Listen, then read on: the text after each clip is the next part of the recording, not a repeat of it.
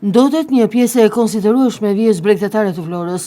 Nga ish Akademia e Marinës e deri tek tuneli në ujë të ftohtë, ujëradetar kanë pësuar ndodhje që me sa duket ka ardhur nga tragedët si dhe anije tregtare apo turistike. Këtë fakt e shikojnë me shqetësim edhe qytetarët të cilët frekuentojnë këto plazhe, ndërsa shprehen se këto ditë nuk po lahen dot në det, pikërisht për shkak të frikës nga sëmundjet infektuese prej kësaj ndotjeje. Uji këtu është shumë i pistë. Unë bëra not atje ishte i pastër, po këtu është shumë i pistë uji. Në këtë, në afërsi yndyr. Nuk e di çfarë yndyr na shedhin, nuk e di si. Kjo. Uji është shumë i ndotur. Është gjithë lyrë, sikur ke hallvajnte. Vim këtu, unë kam ardhur nga Kanadaja, edhe asnjëherë s'futem në ujë shumë, si themi ne, disgusting. Duket sikur lash në vaj, jo në ujë deti. Edhe plera, nuk di çfarë do bëhet, po. Edhe në çika ambientet, megjithëse më shumë kanë faj njerëzit se sa. Sipas jush, nga se është ndotur uji? Nga, sipas mendimin tim, këto anijet derdhin veturinat, çka gatuajnë e bëjnë, gjithë vajrat i hedhin det, gjithë veturinat i hedhin det. Prandaj shumë. Unë kam siklet futem në ujë nga kjo. Për mua shumë problem. Tani edhe ambientin, po, më shumë kanë pa njerëzit sa për mendimin tim i hedhin gjithkund plera. Po bën shumë ditë ujë kështu?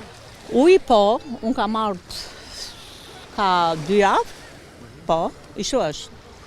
Bile kjo zoja këtu më tha që dje ka qenë më keq, sot është më mirë. Prandaj është duket një ditë ishe verdh, dhe më thamë çka ka ndodhur. Ja, kjo është. Tu dhe pra merrni sëmundje të lidhur me Po patjetër se tani unë nuk e di çfarë janë ato aty. Mund të jenë mbetje kimike. Ku di unë çfarë janë. Prandaj pikërisht për këtë edhe të ndalova që të shikon deti është shumë i ndotur dhe këtu shumë njerëz po largohen nga plazhi, sidomos këta që janë të huaj. Ka pas disa arsye, atje më tej ka qenë një rrjedhje e ujit për vite me radhë, po tani e kanë izoluar disi, po jo plotësisht. Mendoni se mund të jetë nga anijet të gjë?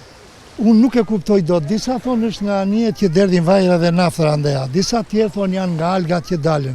Nuk jam në gjendje ta përcaktoj plotësisht, por një gjë është e qartë që është e ndotur dhe po largohen njerëzit. Bilet disa njerëz të mit që kanë ardhur për plazh këtu, që vinë nga shtetet huaj, po largohen andeja, dikush ka makinë, po dikush ikën dhe me autobus deri te Rapi dhe e bëjnë ande atë. Prandaj brenda mundësive që keni juve, se dhe ju nuk e keni në dorë ta mbaroni atë me njerë, një interesim që mundësisht të rregullohet kjo gjendje, sidomos për ujin. Unë kam ditë s'futem fare në ujë. Vetëm nga Afrika se më bëhen plagë nga trupi. Ju janë bërë? Po ja, kam filluar, kam filluar, prandaj nuk futem do atje. Mirë është se kjo gjë bëhet edhe për të larguar. Po në qoftë se është qëllimisht është mund të themi turpësia atyre që bëjnë një gjë që të largohen turistat, se me turistat neve kemi atë të mirë që investojnë këtu, qëndrojnë këtu, vinë në Shqipëri për më mirë. Prandaj mundësisht të krijohen kushte që ata të mos largohen. Prej ditësh tashmë një sipërfaqe e konsiderueshme ujëradetar është ndotur në plazhin pranë ish Marinës, Rapit në ujë të ftohtë deri tek tuneli. Një situatë vërtet shqetësuese në një kohë kur e gjithë kjo ndotje në një nga zonat më të frekuentuara të vijës bregdetare vjen kur jemi në kulmin e sezonit turistik. Pavarësisht se nuk janë specialist mjedisi, qytetarët e kuptojnë qartë se kjo ndotje vjen nga tragedjet apo edhe nga anije tregtare dhe turistike që derdhin pa pasërtitë e tyre, pa pyetur për dëmin që mund të shkaktojnë në mjedisin detar apo edhe në shëndetin e plazhuesve. Nisur edhe nga rrymat detare që kanë ndryshuar drejtim në ditët e fundit, ndihmuar edhe nga era, ndotja ka mbritur deri në breg.